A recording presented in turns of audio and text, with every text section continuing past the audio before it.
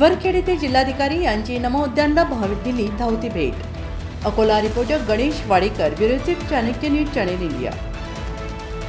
हिवरखेड येथे जिल्हाधिकारी यांची नमो उद्यानाला धावती भेट आणि तेथील गांधी स्मारकाला केलं. हिवरखेड येथे दिनांक 21/6/2026 जिल्हाधिकारी वर्षा मीना मॅडम यांनी रिमझिम पावसात धावती भेट दिली आणि यावेळी त्यांचा दौरा नगर परिषद हिवरखेडसाठी होता. पण पावसामुळे त्यांनी श्री सदाशिव संस्थान येथे 1 कोटीचे वर चालू असलेल्या नमो उद्यानचे झपाट्याने होत असलेल्या कामाची पाहणी केली. तसेच राष्ट्रपिता महात्मा गांधी यांचे अस्थि स्मारकाला भावपूर्ण वंदन केले.